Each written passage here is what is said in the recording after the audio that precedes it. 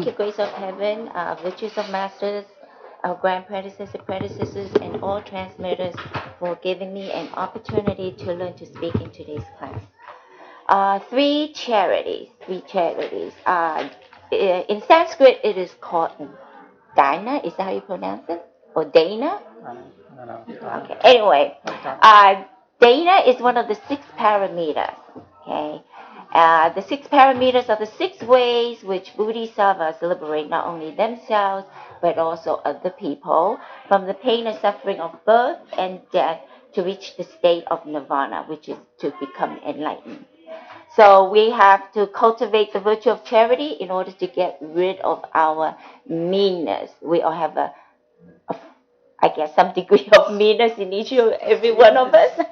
So we have to cultivate that part, okay? Is to give. To give is to show our compassion and our kindness for others.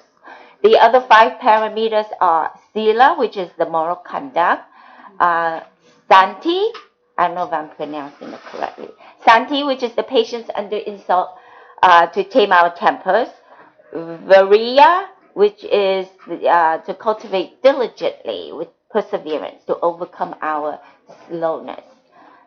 Dhyana, which is meditation to concentrate our distracted minds. And Prajna, which is our wisdom, which will finally be gained and ignorance will be vanquished. Okay. Now, charities come in many different forms. For example, when we see a homeless person in the street, we will try to give them a little money or even food to eat. When disasters hit, we also donate money to help the unfortunates that lost their family and their homes. And we see volunteers working endlessly to pack kits for disaster victims in the Red Cross or the UNICEF, or some even go to the disaster-stricken area to try to save more people to help the injured victims. There's also annual coat drives where they ask people to donate their coats, which they no longer wear. These are all different forms of giving. Okay. Now, there are 3 basic forms of charity. One is monetary donation. Whenever we have a little bit of extra cash, we can donate into that red box, which we see against the wall behind us or in front of us right there. Okay? So, this donation, okay, we have a choice. When we donate, we can fill out that form, and on that form, it has different areas we can donate to.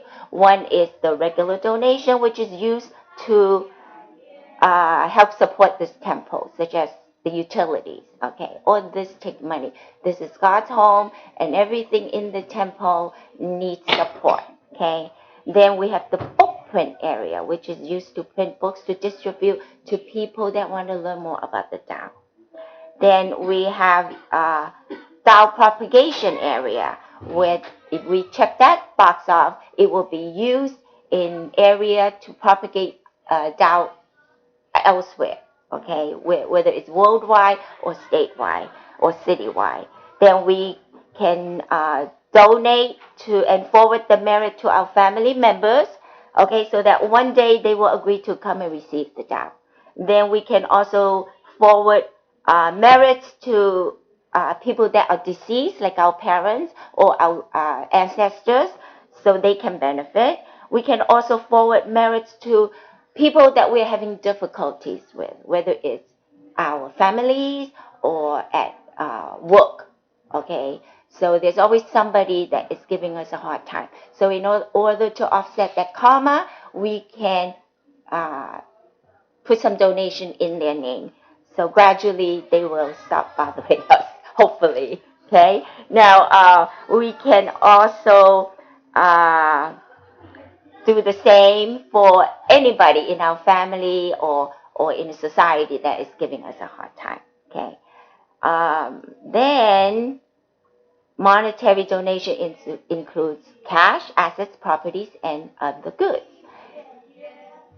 So if we encourage others to donate or to praise another person to donate, these are also considered charitable virtuous deeds. Both of these rewards are the same. Monetary donation also includes donating to orphanages, okay, to nursing homes, hospitals, temples, churches, libraries, and schools, because these all are benefiting other people. When we give, we should maintain a sincere heart and mind, and that kind of giving will be worth much more than it appears. So, in other words, when we give, it is best. The best thing to give is anonymously, not recording it.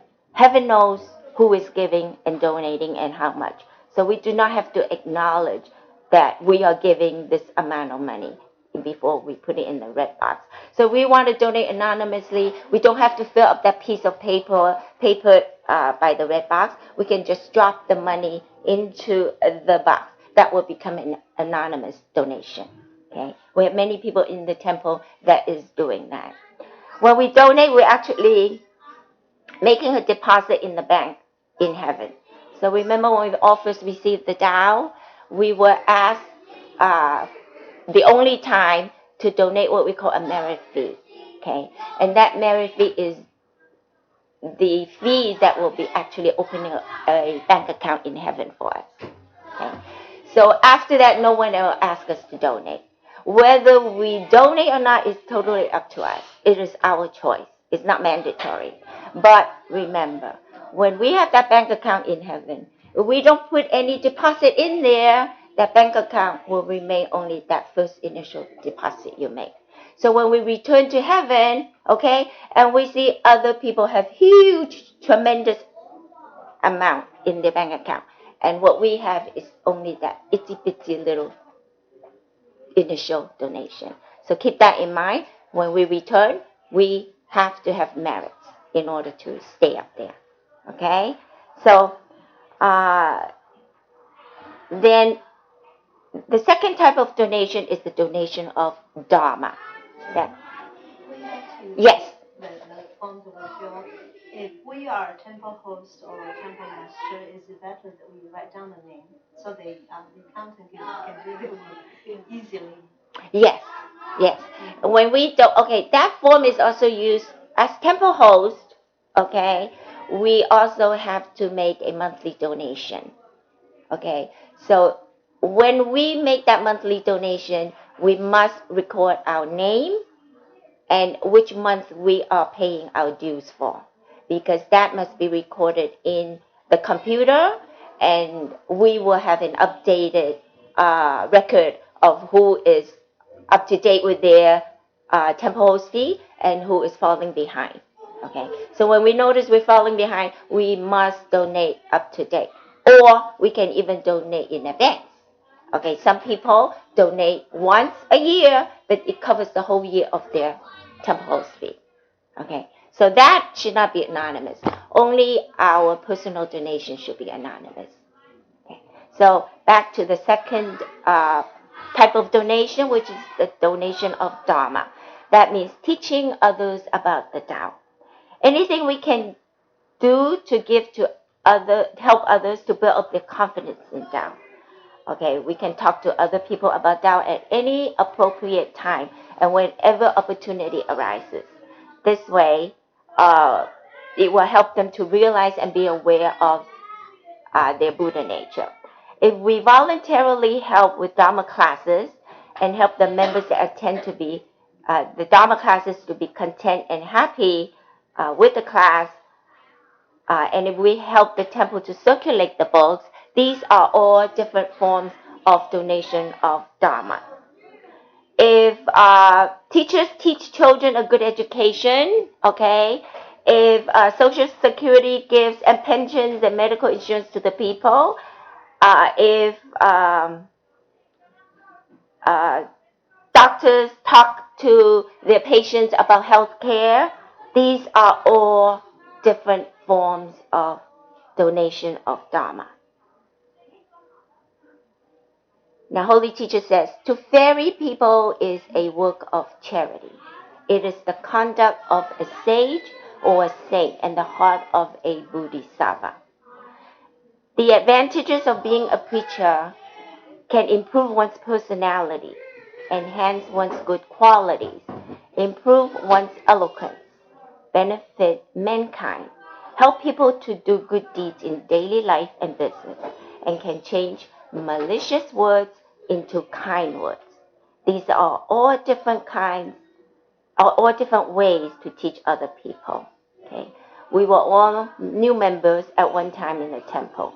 As a new member, there are many different things to learn. Okay, so we being in the temple for quite some time, we can guide all the new members to motivate and to inspire them with the Dharma. On the other hand, if we do not take the opportunity to teach them, when opportunity arises, we are not performing our duties, and we will then be considered earning demerit. Okay, so opportunities are all around us in the temple.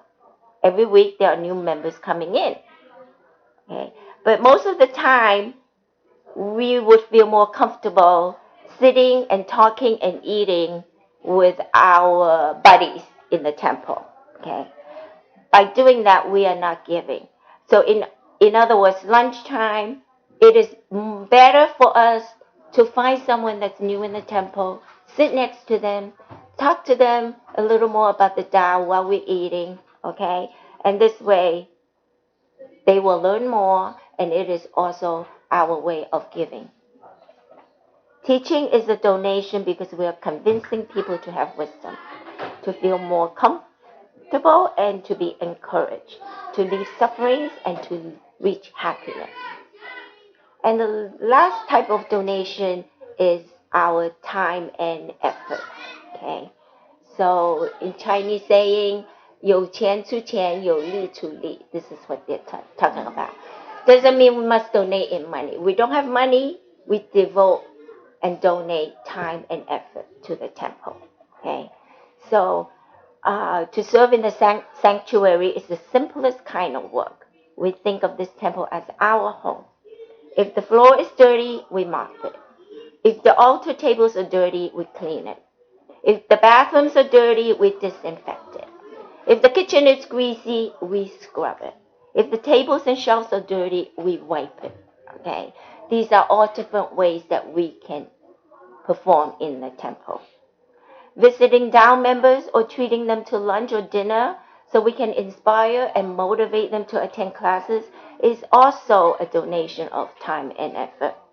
To have a compassionate heart and mind to help sentient beings to reduce other sufferings, worries, anxieties, and are all considered as donation of time and effort. Be there for those that are going through hard times.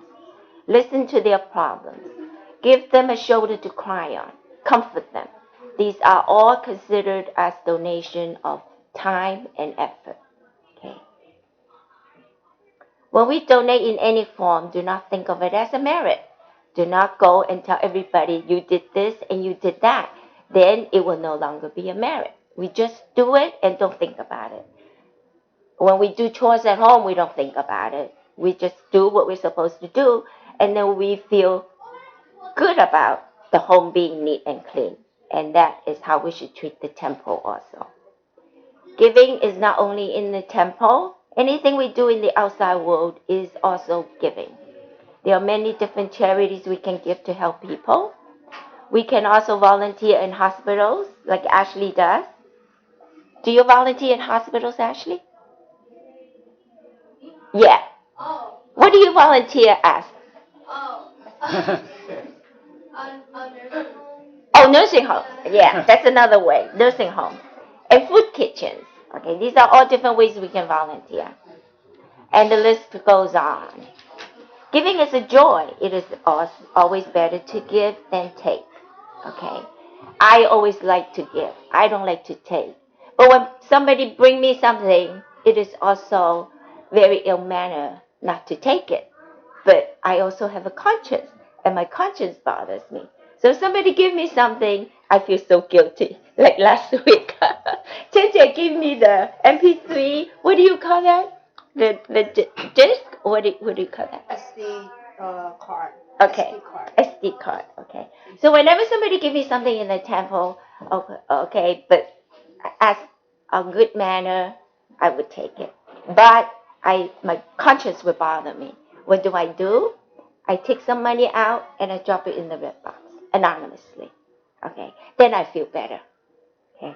So even if somebody asks me, "Oh, Jean, can you help me pick up this, pick up that?" I would love to do it because I always like to help people. So when I pick it up, they say, "How much do I owe you?" I only give them the dollar amount. I do not give them the change amount. Okay. They said, "No, that's not right. I still have to pay you back." I said, "No, no, no, you don't have to." Okay. I feel better. This is me. I'm not saying everybody does that. Okay, but this is me. All right, just to give you an example what we can do to help other people. Okay, so when we give, okay, we don't expect anything in return, because if we do expect some reward of some sort, okay, we will be drowning in misery, because you're not going to get that. Okay, so don't expect anything. Just give from the bottom of your heart, because we are compassionate and kind. Okay, so the reward is when we give to make that person benefit or be happy. That is our reward. To watch other people be happy and very what's the word? Very grateful that we gave them something. Okay, so um, giving is the right thing to do, and we do it from the goodness of our heart, our compassionate heart and mind. If we give to benefit others, then that giving is rewarded when we see happiness in other people. A smile is also giving. It creates a chain reaction. When we see someone, we give them a smile, they will smile back at us. When they see somebody else, they will also give them a smile. And it goes on for the rest of the day. Okay? So that is also giving. Now that feeling we get when we pass on a smile is already rewarded when we don't even think about it, because what we give, it's going to continuously be given to other people. Okay? Helping people cross the street is another way, or giving a seat in public transportation, in the subway, on the bus. Okay, that is also a form of giving. So a few days ago, I was on the subway, very crowded, and I'm sitting there, and then this woman comes in with a cane. I guess she probably injured her ankle or something. She's not old, she's middle aged. She's looking around for a seat. Okay, there's no seat because it's only standing room. So that I see her looking around, I stood up to give her the seat. Now this young girl, I don't know if she's a teenager or in her early 20s. She's, the usual with the earphone and the telephone, and so into her whatever she's listening. So when I stood up to ask her to sit down, she immediately got up. I thought she's in her own world. She immediately got up, okay, and offered her seat and tell me to sit down, okay. This is a young person, okay. So if I didn't do that, she would not get up, okay. So it's also helping other people to realize, hey, I got to offer my seat to somebody that's injured, or an elderly person, or even someone with a baby, okay. So this way, we are giving other people ideas to perform and manifest the virtue.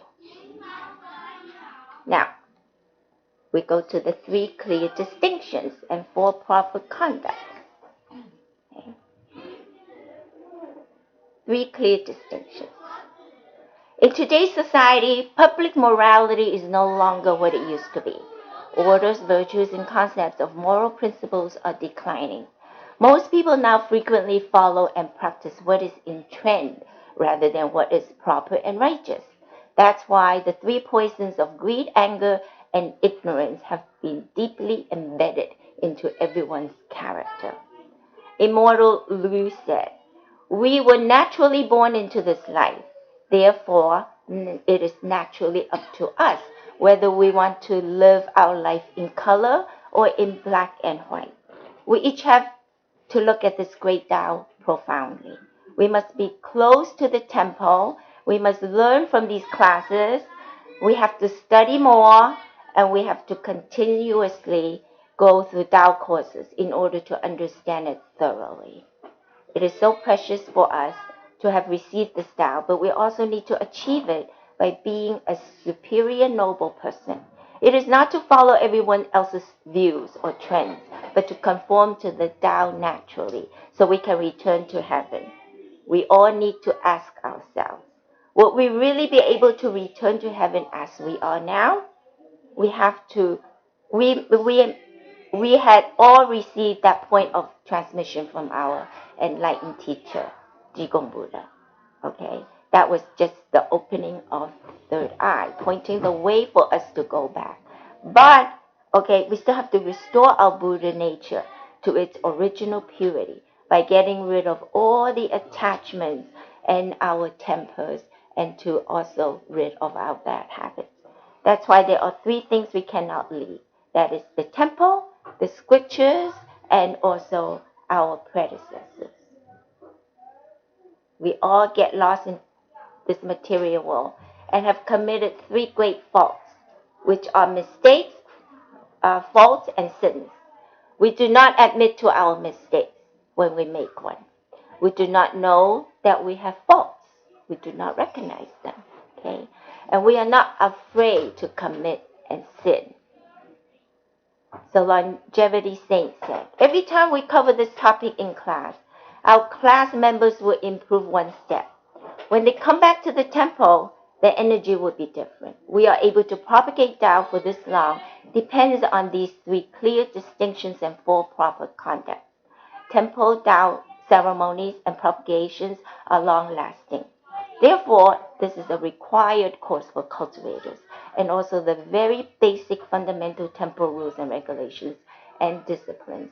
In order to return to heaven, we must follow these temple rules and regulations. The first clear distinction is between holy and mundane affairs. Okay. Then the second one is between temple funds and personal funds. And the third one is between male and female. Now let's see what the first one is. The first one is clear distinction between holy and mundane affairs. The holy and mundane should never be mixed together. Okay. So our holy teacher has 7 main points for everyone to follow. Number 1, business cannot be conducted in the temple. Okay. Temple is a place of worship, a sacred and dignified place for us to learn, practice what we learn in our daily life, and to cultivate our moral characters. A place for us to conduct Tao ceremonies, to conduct classes, to motivate and inspire others into the Tao, to establish ourselves and help others establish themselves. Other than these, there should not be any other motive to come to the temple. As a cultivator, we should not in any way whatsoever misbehave and use the temple for other means.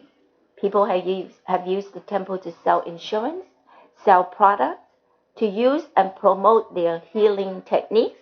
We have had several people that did that in this temple. Okay, for investments, to look for jobs, to personally borrow or lend money. A lot of members come to the temple for the purpose of direct marketing or direct sales. All these mundane affairs will disrupt and affect Tao members and the Tao community. This is in violation of the Tao, and we will be committing faults. The Buddhas are always watching and recording us. Holy Teacher says, those that persistently mix the holy and mundane affairs will have many tests. The temple is used only for holy affairs. We cannot use it for personal gain. Number 2, cultivators cannot get involved in political affairs. Whenever it is election time, they will gather a group of people to use the strength of the temple to borrow the Dharma class name, to gather a group of Tao members to promote themselves publicly. That's why our grand predecessor did not allow any Tao members to join any groups or organizations. We cannot use the Tao name to propagate political or personal affairs. This is more common in Taiwan than in the U.S. I mean, in this temple, you're not going to find Hillary Clinton to come and get us to vote for her, or Donald Trump, right? So this is more common in Taiwan. So number 3, we cannot use temple for private gain. Public and private must be separated. We cannot use the temple name to gain personal popularity, to advertise the temple for any type of personal usage. For example, if we put an ad in the paper with our picture on it and the background of the temple to promote ourselves. As a cultivator, our actions in no way are proper, and we will instead commit a fault. Okay. Number 4, do not inappropriately take what belongs to the temple. Every table, chair, paper, and pen belongs to the temple. We cannot take it home for personal use. The coffee, tea, drinks, and foods, okay, for classes were sincerely donated by the Dao members. We cannot really take it as we please and do not discard it. Okay. So at the same time, we do not want the leftover foods to go bad and be wasteful after classes. But however, if we want to take those home, we must first get permission from our predecessors, ask the transmitter for permission before we take them. Okay. So even when we do take it, it is best to put a little bit of money to cover what we took in the red box. Okay. Or the next time we come to class, we can bring some vegetables that we can use in the kitchen. This will offset what we took from the temple. So we must also take care of all temple properties.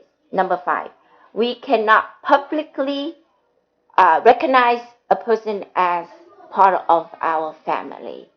In other words, we cannot acknowledge someone as our godfather, our godmother, our godsister, our godbrother, our godsons, our goddaughters. Okay. Chinese people love to do that. Okay. Oh, we have a good affinity. Let's be god sisters. Okay. Chinese people love to do that.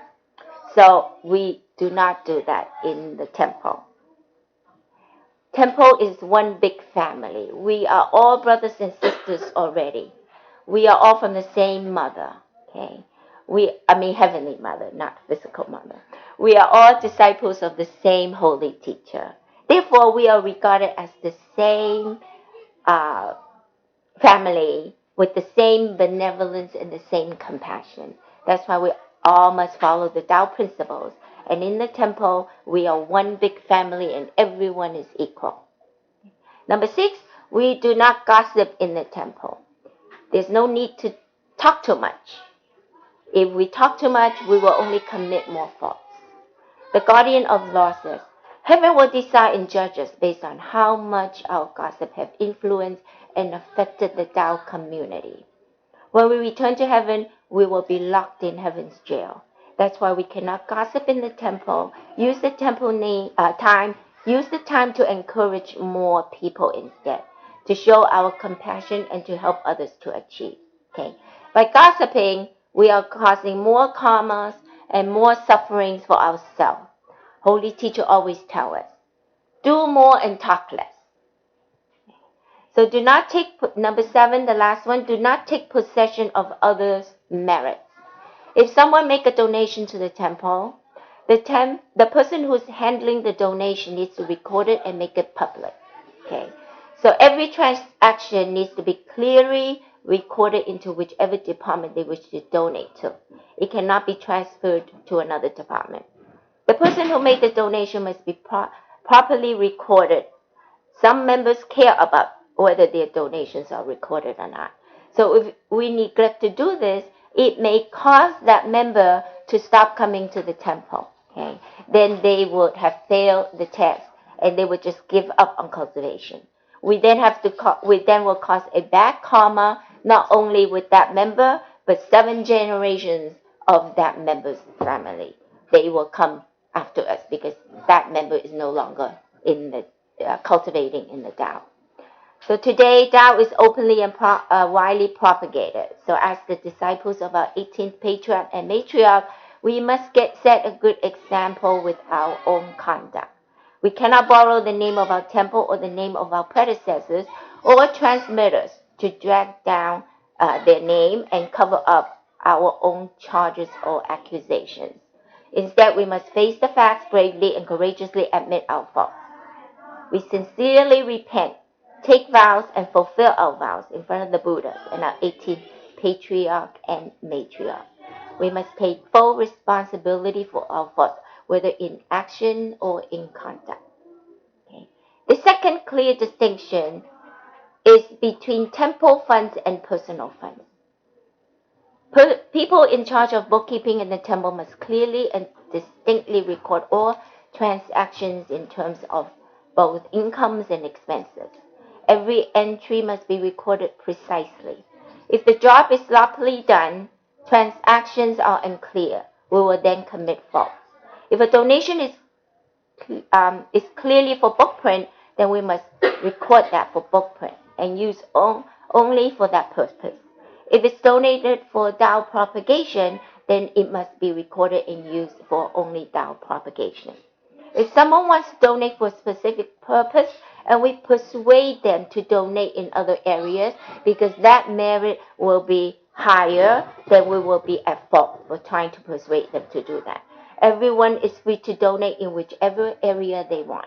We cannot tell them to change it for another area.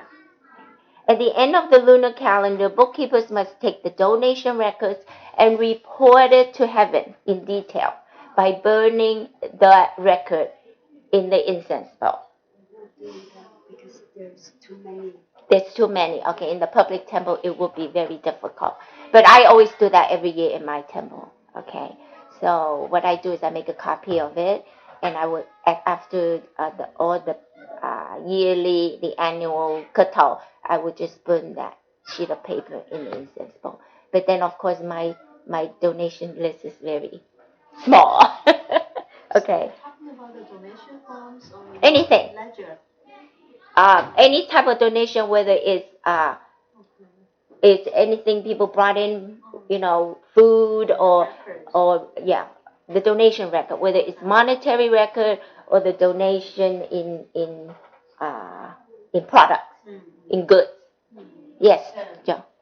Written on any kind of paper or? No, there's a donation record on that table over there. It's a binder. You open it. You look for the current record. So on it, let's say you brought 3 plates of fruit today. So you put your name, or if you don't want to put under your name, put your mother's name or your father's name or any deceased people in your family. Type of paper, like does it have to be regular paper?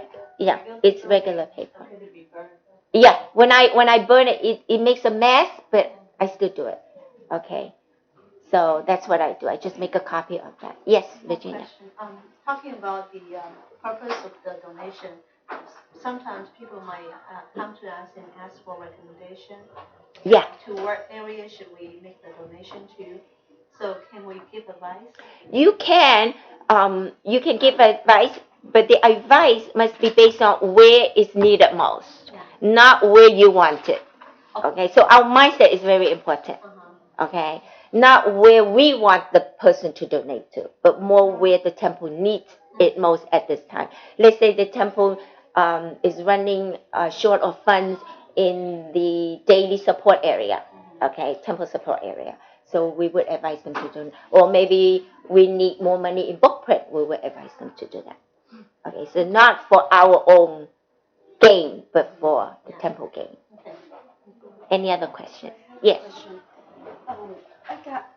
I got this idea from the Buddhas that when we donate, like when we want to pay off our debts, like it's better to do book printing. Is that correct? Yes. Also, Dao propagation is another good area to do that. Okay, because for book print, the books will be distributed to many different people to learn and understand about the Dao. And Dao propagation is to use for those people, that wants to. Let's say someone is retired, but they need to propagate the Dao to another state or another country.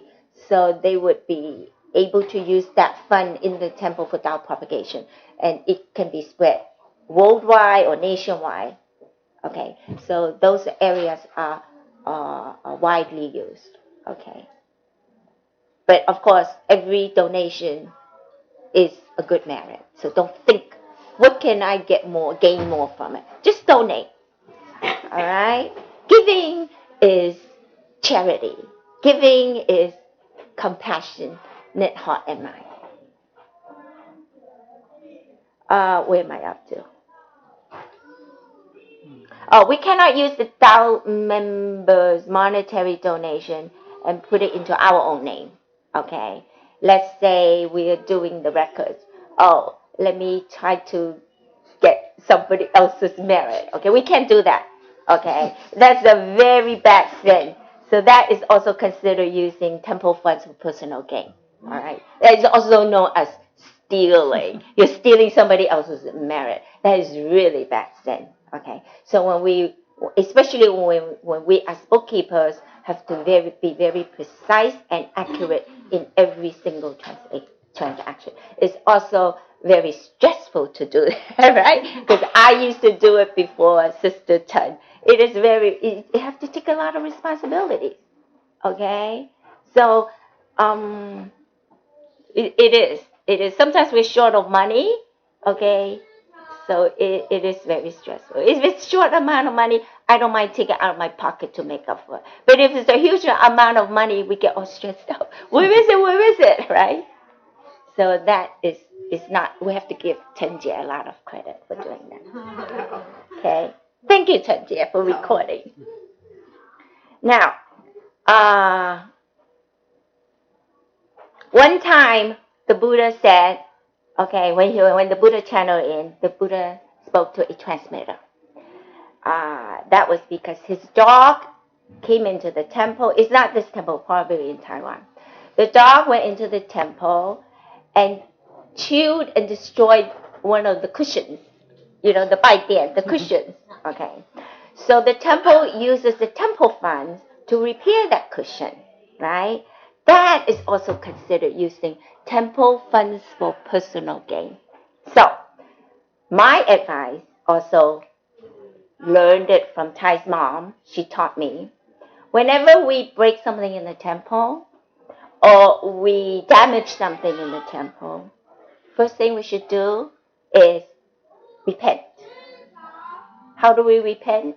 We kneel in front of the altar and we tell the Buddha, God and the Buddha what we broke, we're sorry, we repent. Minimum 500 vows. You want to do more? Welcome to do so. Now, the second thing is put a little bit of money into the red box. Just drop it in. You don't have to say, Johnny today broke a cup. Okay? So you can just drop the money into the red box anonymously.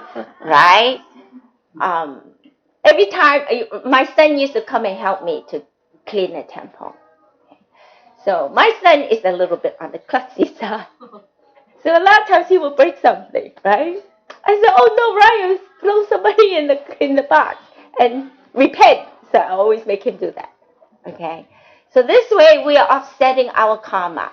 We do not want to owe the temple. We do not want to have this karma that we have to come back next life just because we broke a cup. Okay? It could be anything. Doesn't have to be a cup. It could be anything. Okay? If we break something, we break a lock or we break anything in the temple. Okay? It's just to protect ourselves. Okay? So, in other words, these disciplines or precepts are strictly guarded. Buddhas are supervising us behind our back. We are all controlled by the Buddhas. Above our heads are deities that's recording and watching us at all times. So, if we run short of our personal money and we decided to borrow from the donation box, that is considered an extremely bad sin. Extremely bad sin. Okay. Not only will we cause a bad karma, temple funds belong to God, and we are using God's money. It is worse than owing the IRS. We all know owing the IRS is bad, because that interest is high, and it can pile up in no time. But owing God is the worst of the worst. All right? So this is cause and effect. Take the horses and the cows in this lifetime. They reincarnate as animals in this lifetime. because in their past life, they owed money. So they have to reincarnate into horses and cows in order to pay back their debts. All right? So we don't want to, okay. So we don't want to reincarnate as these animals. We must make sure we pay back in terms of monetary or whatever we can do in the temple. Okay? Okay. So we're talking about the 3 clear distinctions in the temple. All right? So the first one was we cannot mix temple matters with our personal matters. And then the second was we cannot mix temple funds with our personal funds. And now we are on the third one. It's clear distinction between male and female. All right. Now, this is a very sensitive topic here. So I don't want people to start to feel a little weird about what I'm going to cover. But keep in mind. Okay, I will explain that later. Keep in mind. Right now, I'm going to first quote the distinctions, the rules, and the precepts. So these precepts were set in ancient times. All right? So it has been modified a little bit for today's society. But keep in mind, I have to say it first before I can explain. So don't feel angry or anything and say, oh, I will never come back again. Don't feel that way. So please, calm down your heart and mind and listen first. Okay? So, clear distinction between male and female. In the temple, we have to be cautiously aware at all times. Male and female must clearly be separated. Okay? We cannot be careless or negligent in order to avoid suspicion from others and also to strengthen the outward appearance. Temple male and female members should refrain from living together, eating together, chatting together, because humans are easily influenced and get attached by emotions, affections, sentiments, and due to these feelings, love will develop gradually. Therefore, chemistry will arise and thus cause a lot of trouble in the temple. Okay? So I'm glad you're laughing and you're not crying. Okay? So female should not casually get onto a motorcycle with a male. Do not casually carry on a conversation with a male, but rather to devote one's effort to strictly be more dignified. Okay? This is pertaining to temple people. All right? So, do not frivolously laugh and chat with a male. This will avoid outsiders to talk about us behind our back, to gossip about us. Female predecessors are very cautious of these. Even when grand predecessor and predecessor were speaking, so the grand predecessor is a male, the predecessor is a female. So when they were speaking, they would not dare talk to them face to face. Okay, they would have their heads lowered to be very respectful and cautious. So one time, for example, an old female predecessor was crossing the street, and a young male lecturer went forward to give her a hand. Now the female predecessor immediately shook his hand away. Okay, because she is abiding by this precept. Male and female cannot touch in the hand because she is a very sincere, devoted cultivator. She's a predecessor. Okay, so we have to be very cautious. Okay, because if you notice, she is in the older generation, somewhat like a grandmother. Okay, so the male is trying to help her, but even so, she refused to take his hand as an offer of help. Okay, so male and female should never work alone in a room. If you must, the door must be open. Okay, the door cannot be closed. Our boundary must be guarded. We must strictly and carefully abide by this rule in every aspect of cultivation today. The Buddha says, male and female cannot be side by side, okay, meaning in the temple, all right? Male and female cannot be side by side. When we ride in the same car, such as to do Tao propagation outside, do not sit next to each other. When we are walking, do not walk next to each other, but front and back. When we go up the stairs, the male must go first, followed by the female. Never whisper nor talk to each other in a private room. As cultivators, we must always be careful and pay attention to these rules. Avoid doing anything that may arouse suspicion. Always strengthen our outside appearance. Our speech and action must always be dignified. This should be strictly enforced. All the past enlightened beings religiously disciplined oneself in this rule. Thereby, they had transcended from this world of reincarnation. These disciplines pertain to the temple and also for temple Tao affairs. So when we have to travel outside, we must follow this rule strictly for Tao propagation. Of course, there are exceptions to the rule, such as on the airplanes, okay? So if we must sit next to each other, we must naturally sit next to each other. On the subways, on the trains, and on the buses. And some cars are two-seated cars, so you don't have a choice unless you want to sit in the trunk, right? If there's a trunk, right? So we must be flexible in that way. But the most important thing is our mindset, okay? Must be clean and pure, okay? Do not have improper mindset when we have that, okay?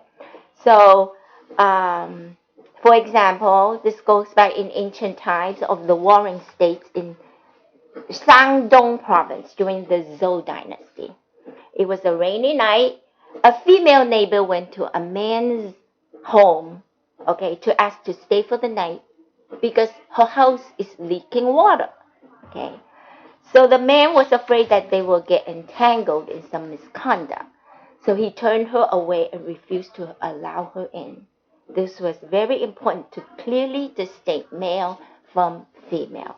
So when we come across a situation, use our Buddha nature, use our wisdom. Okay.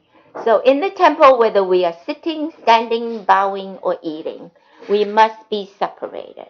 Okay. If you notice, the female is on this side and the male is on this side. Okay.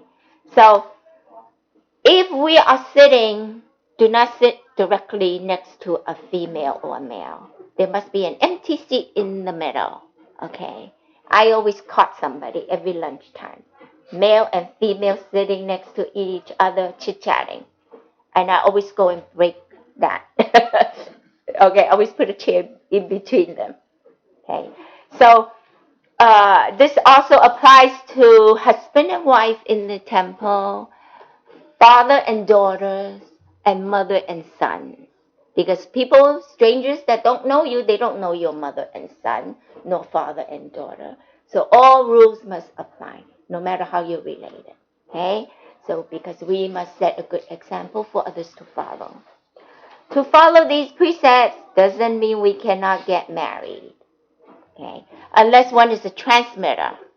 Transmitter cannot get married. Or if they are married, they have to be separated. Okay. So unless somebody takes a celibacy vow, to take a vow to totally devote to the Tao and never marry, that's a celibacy vow. If one takes that vow and they break it, then it is a very bad thing to do. Then it is serious. All right. So we must devote wholeheartedly to the Tao. However, we cannot come into the temple in hopes of finding our soulmate here. Then our mindset is improper. Okay? So we have to be very careful. The purpose of coming to the temple is only to pay respect to God and all the saints and Buddhas, to learn about the Tao, and we can practice it in our life and to teach others about the Tao. We do not come in to find a mate. This is not a social club. If you want to find a mate, go on the internet. Okay? Go on the website. Or you can... Yeah. How do you know? I'm kidding. I've been on it. No, I'm kidding. I'm just kidding. He's just kidding. He's just kidding. I mean, wake you guys up. Okay, so like I had said before, these precepts were set way back in the time of the Buddha. Okay, because his disciple had to give up all they own to follow the Buddha. Hopefully, in hopes of becoming a monk. Okay, so in the old days, they had to leave everything that they own. But today, it is kind of a little different. We no longer have to abandon everything to go to the monastery and become a monk. We have to cultivate in our daily life, okay? We no longer have to only own a robe and a begging bowl. We are now allowed to own our cars and our homes, okay? So no matter how it's been modified, we still have to maintain the main principle of these precepts. Okay, so these precepts are not negotiable. They are not changeable because these are the principles. They are very strict with these precepts. So we must follow them seriously in the temple. Okay. And how you follow in the outside world is up to the individual. But remember, those that have reached Buddhahood had all followed this strictly, inside and outside. Okay, so it is up to the individual whether you follow it or not in the outside world. But in the temple, it is a must. Now, also, Kai mentioned the 3 types of vehicle last time in the Eightfold Path, remember? The small, the medium, and the large. So whether we follow or not, if we follow it to the T, then we would be on the large vehicle. But if we only follow in the temple and not follow in the outside world, then we would actually be maybe only a small vehicle. So it's all up to the individual. Okay, use your own wisdom, use your own Buddha nature, what you want to do. Now, the 4 proper conduct. These are proper conduct of the body, of the heart and mind, of the speech, and of our actions. These 4 proper conducts are cultivators' inherent attainment of moral character and human dignity, and also what we always talk about in the temple on inner virtues. These are the ability to control oneself. First, we have the proper conduct of the body. This includes no killing, no stealing, no sexual misconduct, and that includes pornography. We cannot go to improper places such as bars, casinos, and strip clubs. Okay, everything we do must be in accordance with the Tao. First, the temple dress code. When we come into the temple, it is best to wear a white shirt, okay, with a collar and sleeve. That includes both male and female. Whether the sleeve is short or long, it's up to you. We should also, for the pants, we should wear in either a navy or black pants. Do not wear multicolored pants into the temple. All right? I don't care what the trend is. Do not wear multicolored shirt nor multicolored pant into the temple. Females do not wear low-cut tops nor backless tops or dresses. Skirts must be at least knee length because when we bow, that skirt will rise up. Okay? So always keep our shirt and our skirts longer than what we normally wear. Long hair must be tied back.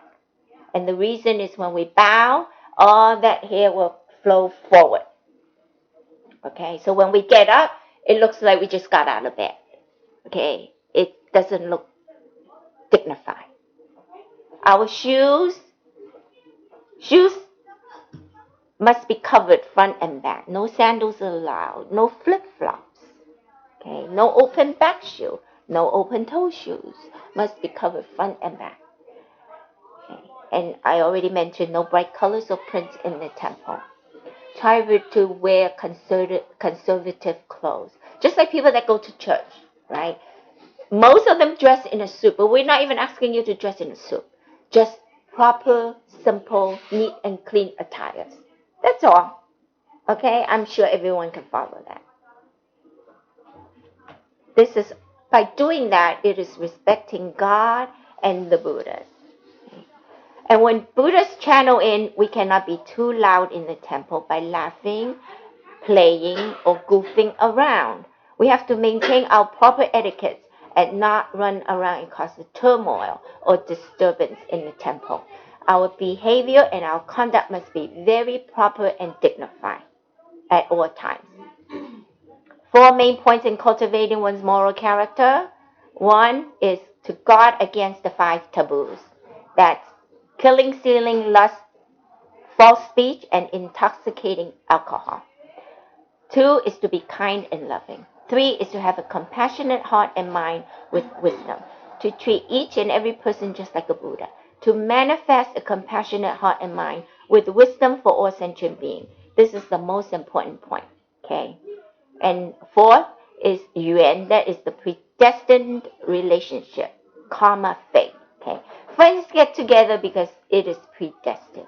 Tao members can be together to cultivate, learn, and propagate the Tao. It's also predestined. Female relation, within male and female relationships, keeping oneself pure is preserving one's integrity or honor. This is an inherent quality. Do not get involved in sexual misconduct. One day when we return to heaven, naturally the Buddha will come to take us back to heaven. If we can maintain the purity of our body with a moral character and conduct, have self-respect, don't misbehave, and get involved in lust for self-enjoyment, then when this world ends, the Buddha will accompany us back. The standard proper body conduct are, we must take good care of our physical body. Do not let bad habits contaminate or corrupt our body, such as killing, stealing, and lust. Killing. God gave us all a life. We must stop killing. That includes eating meat, direct and indirect killing.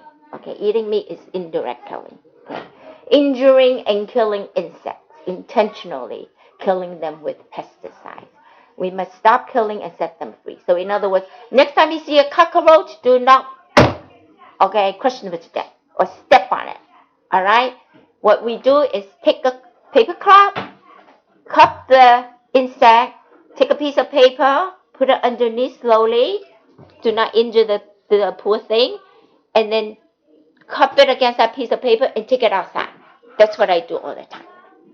Okay, sometimes you might have to chase after the insect because they're faster than us. Okay, but that's what we should be doing, not to crush them to death. All right, because then we are causing a karma. Nor spray pesticide on them. Okay, Johnny? Yeah, I know that Churchy just spoke about killing roaches, and some of you might be saying, well, if I have it in my home, how am I going to get rid of it? It's very easy. You keep the place as dry and clean as possible, and then you will not have, because even though you put it outside, it will go someplace else. It will not come back into your home because there's the moisture that they need, but it's not there.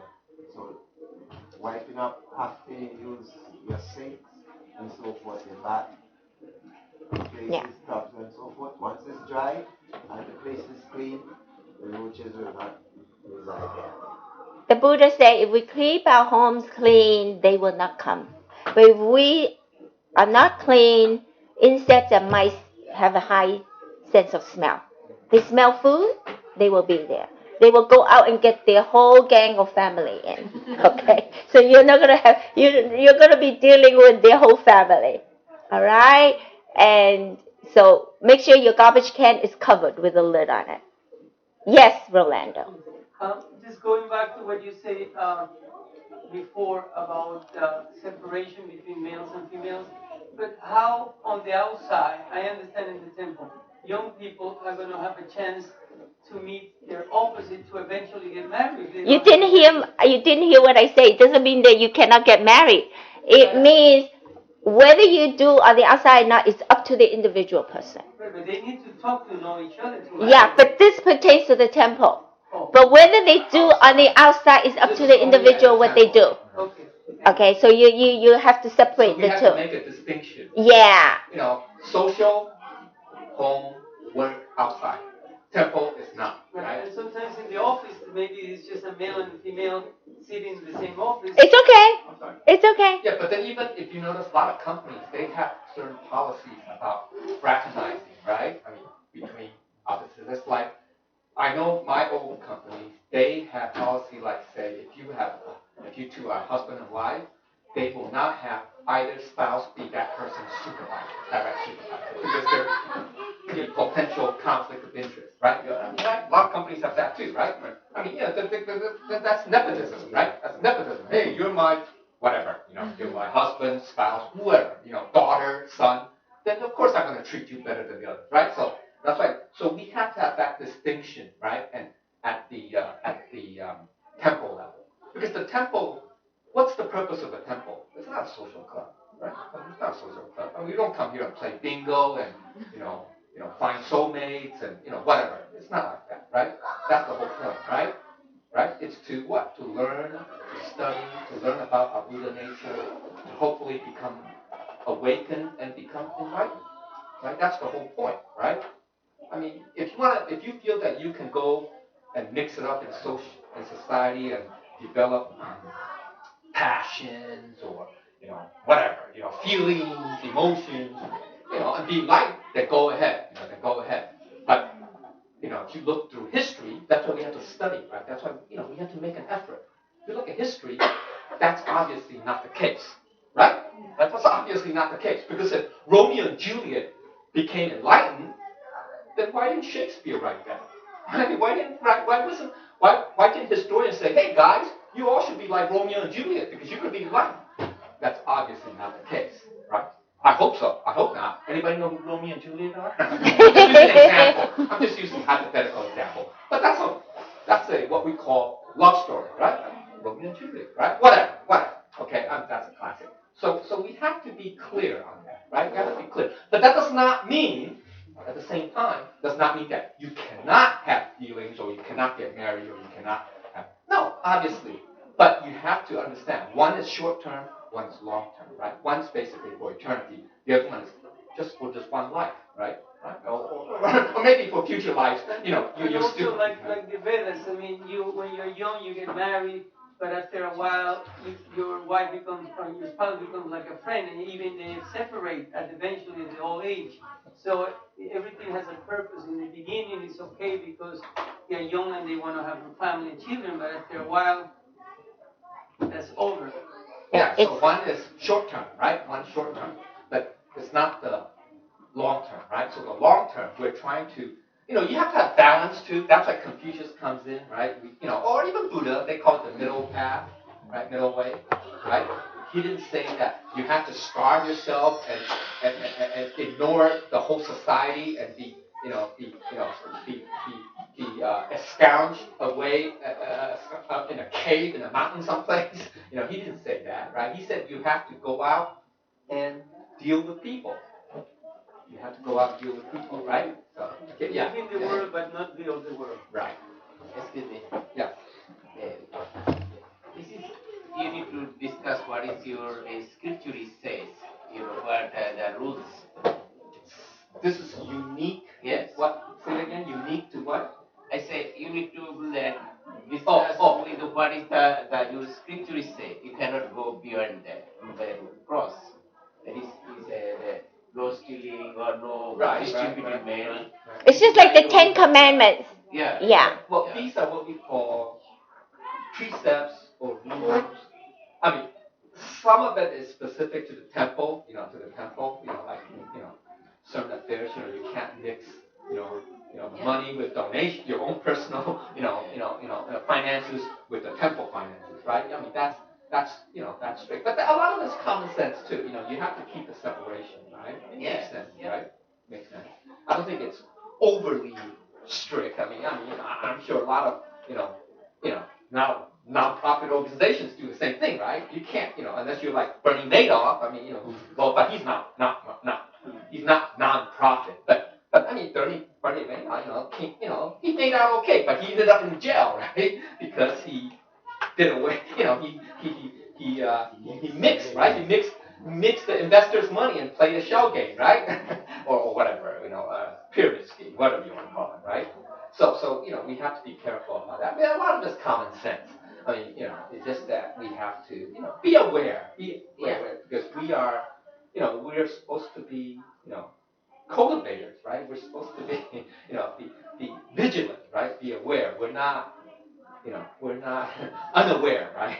Hopefully. Okay, so we can continue. Stealing. Taking money or property from others without their permission is considered stealing. Stealing includes gambling, tax evasion, doing sloppy work, and using inferior materials or cheating in a transaction, such as the earthquake that we just had in Taiwan. Okay, buildings collapse because they use inferior goods. Okay, this is a very bad sin. It's a serious sin because this is considered as stealing also. Okay, so the most serious sin of all is to steal from a religious institute. As the Buddha says, a cent belonging to a temple is as high as the highest mountain in the world. So if one dares to cheat to take that cent, one will have to repay the deed in one's next life in the form of an animal. Okay. So the next one is lust. We cannot earn money through prostitution or commit adultery while we are married. Okay. Adultery means improper behavior beyond husband and wife relationships. This would also include overindulge in sexual desires, which would undermine our health and downgrade our virtue. We will cause bad karma, we will suffer the consequences. Okay. If we can strictly obey the commandment of purity and discipline ourselves to avoid any immorality, even deities and spirits will respect and admire us.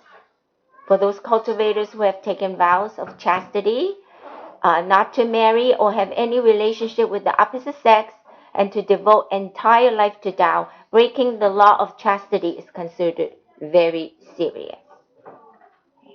So rape is one of the worst of all evil crimes.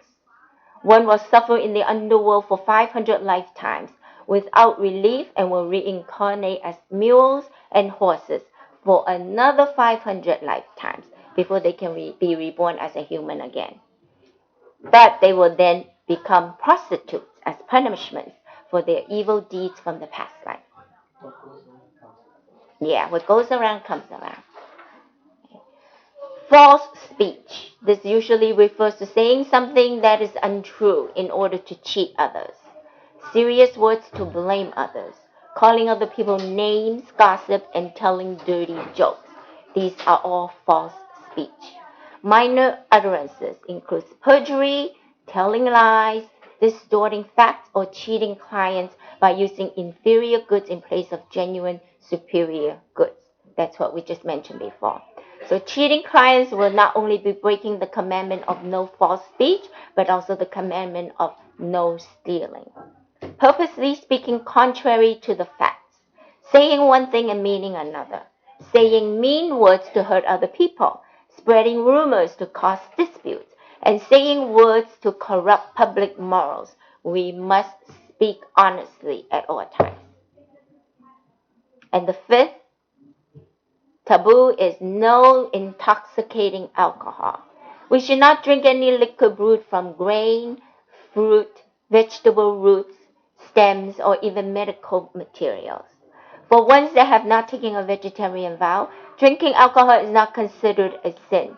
It is still better not to drink to avoid disturbing one's mind and committing serious sins which will lead to endless misery. Look at all those drunk drivers. They get arrested and they have to go to jail. Okay? So the reason we are born as human in this life is that we have disciplined ourselves with these 5 commandments in previous lives. So therefore we should cherish our body to cultivate our Buddha nature diligently. There are 3 good deeds of the body. We should also save lives. We should donate when we can, and we should treat others with propriety. The second proper conduct is the heart and mind. Holy Teacher says, when we cultivate, we must cultivate our heart and mind. Everything is created from the heart and mind. A person's inner heart and mind is the most important.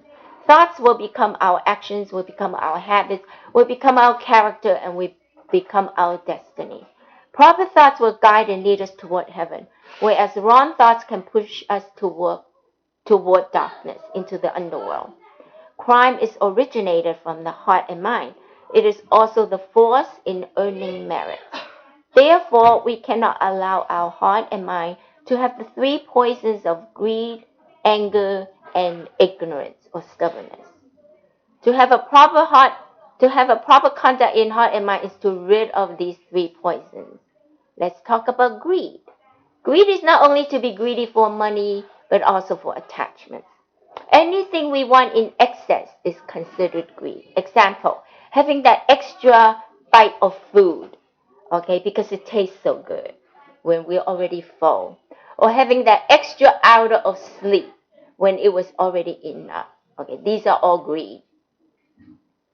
Thinking and wishing that when we cultivate, in the future we will have a Buddha position and lotus platform in heaven is also considered greed. We cultivate to the best of our ability, okay? So whatever happens will happen. We don't have to think about it. After we receive the Tao, we will immediately have a lotus flower planted in heaven and a sign with our full name on it. If we cultivate well, that flower will blossom and thrive. Otherwise, it will wilt and die. Okay? We cultivate to improve our moral character and nurture our Buddha nature, and even more to reach enlightenment so we can return to our source. If our heart and mind is thinking that we are cultivating in hopes of becoming a transmitter one day, or a lecturer one day, or a temple host one day, that is also considered greed.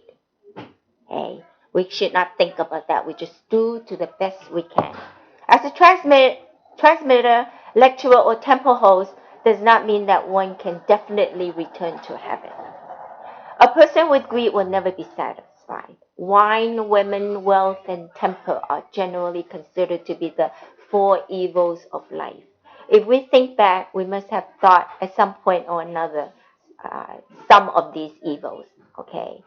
Maybe more than once, okay? We may have thought of numerous ways how to get hold of other people's money, or even how to become a rich and famous person. Yes. Can I ask a question? Yes. So you're saying lust is bad, money, taking other people's money is bad and all this stuff, right? So Gautam Buddha, the first Buddha, who was a prince, he had sex with a lot of women. And he took other people's money as a tax. That was before he became... That's right. That was before, because he didn't know any better. Yes. So according to you, he has to undergo through 500 lifetimes in the underworld. He has to undergo through 500 lifetimes of a new... It's not according to me, it's according to the Buddhists. According to the Buddhists. Okay. So according to you, according to the book, Gautam Buddha must have gone through 500 lifetimes of underworld. Do you think Gautam Buddha must have gone through 500 lifetimes? He went through many different lives of suffering. Yes, yes, he did. 3 kalpas. You know how many kalpas? How long is kalpa? So did he go through before or after? Yeah, after before. See.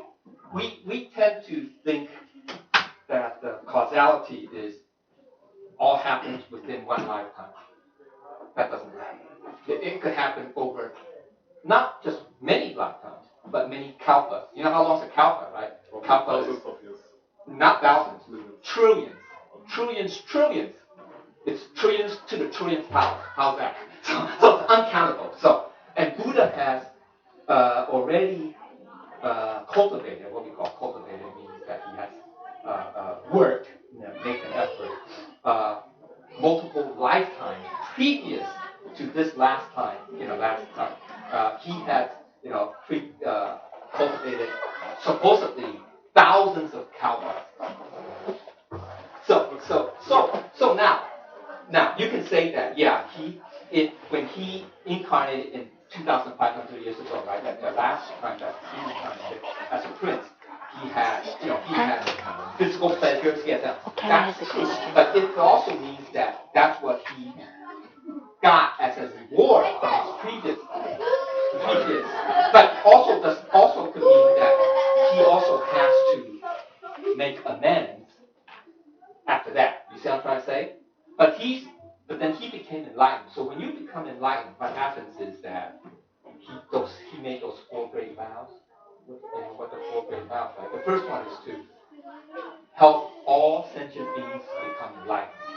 So that's a miracle that he can offset whatever we call lustful acts or unenlightened acts, stole or whatever, whatever. He lied, he cheated, whatever. You understand? So it's not a set thing say, oh, you committed this, so therefore you're condemned to suffer in hell forever. It's not that simple. Because that's very simplistic. You're only looking at one little item. You have to look at the totality. Make sense? Make sense, right? So we cannot, judge. In today's world, in today's society, we tend to judge people on one little iota thing. Oh, this guy lied. So everything else is white gone. He is a bad person because he lied at that one little instant. You understand? So it's just like in the Bible. Who is familiar in the Old Testament? You see a dust. You see a speck of dust in thy brother's eye, but you forget the log in your own eye, or you miss the log in your own eye. You understand what I'm saying? So we have to be mindful. Okay. So you're saying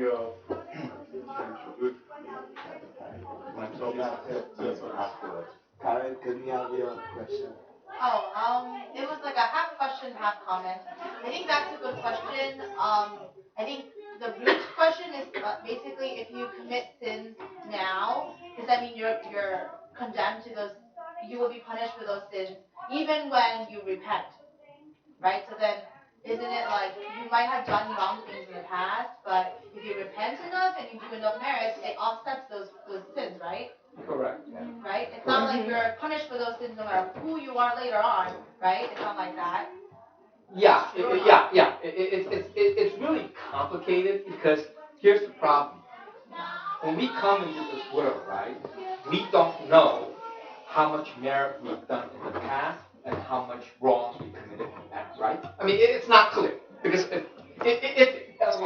why do I say that? Because if it is clear, then all of us would then become enlightened because we would know, my God,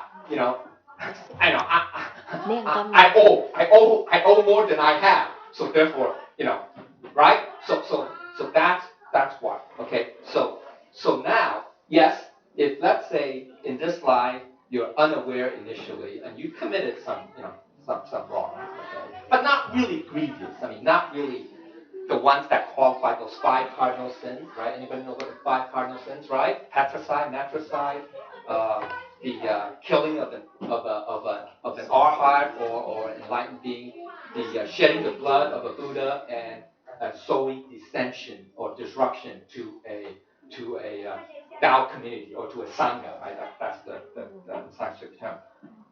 Okay. Outside of that, I mean, even that there is still hope. I mean, it's not like there's total hope. But I'm just making it simple. I'm trying to. You could, like what she said, like you could perform merits. You repent. It's really Canwei. It's really two parts. One, you repent. That means you're sincere. You're sincere about your wrong. You vow. Okay. Then the second part is not to do it again and to make amends. You understand? So that is to change your way. Change your way. I was a thief. I was a robber. I repent, and I'm not going to do it anymore, and I'm going to make amends. Right? So that could help erase part of it. I'm not saying totally, but it depends on also what your previous merits are and what your previous. You know what I'm saying? I mean, so it's hard to. We can't say precisely oh, it's exactly 1 + 1 or 2 + not like that. You understand? But there is still a way out. That's the whole point. Okay, so there is always a path to redemption. Here's another thing. In this phenomenal world, in the whole universe, nothing is ever fixed. Even though we say, oh, no, the law of nature said, oh, no, it's fixed, right? The law of gravity, the gravitational constant, Avogadro's constant, all these, the acceleration constant, right? All that stuff. Oh, it's constant. That's true only because it's based on certain variables. So what did Einstein teach us? Relativity. It's not constant. Even time is no longer constant. We say time is constant, right? Don't you say time is constant? But it's not, right? If you travel, right? What's the twin paradox and all that other stuff? Those thoughts, right? That taught us that what? What did Einstein taught us? Everything's variable. It's relativity. It's called relativity. So everything's relativistic, right? So therefore, nothing is fixed. It's only fixed because there are certain conditions that makes it fixed. Get it? So that's why, like I'm saying, the conditions could change. But here's the problem. A black hole. The condition of a black hole is different from the condition out here. Make sense? So that's why nothing is fixed. So there is hope. Okay? Yeah, go ahead. Yeah, I'm thinking the interpretation that Christianity, not that Jesus the Christ said so, but how most Christians interpret these days is that they say that Jesus, all your sins are right. So there will be no more karma, and it doesn't seem to be working like that. That's a interpretation, simplistic interpretation. Assuming that you own life, right? Yeah. If I make it simplistic, that's it. But then what about after that? What about beyond, before that? Sure. Yeah. Right? So you have to count for that, right? Yeah. Okay, we only have a few minutes left, so let me just finish off this section. So when we have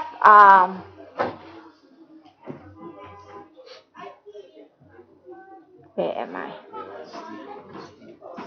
So we cannot have greedy thoughts, okay? So instead, we should be content and happy with what we have and focus on the more on this great Tao. Then naturally, we would no longer be greedy, okay? If our heart and mind are proper, we use benevolence to transform our life through many generations to come. No greedy thoughts.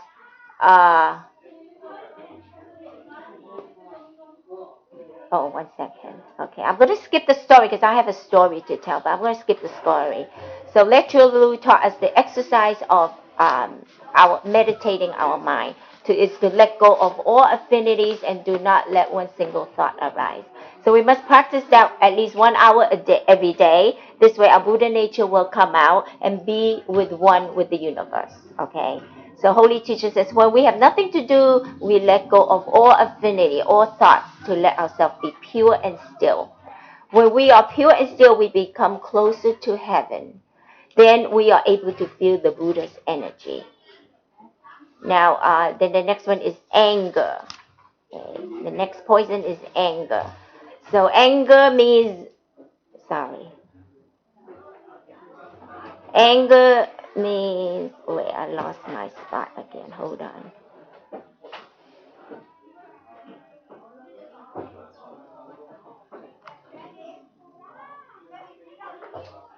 Okay, anger. Anger means always not pleased with other people. Okay, that includes jealousy, envy, grudges, hatred, and resentment.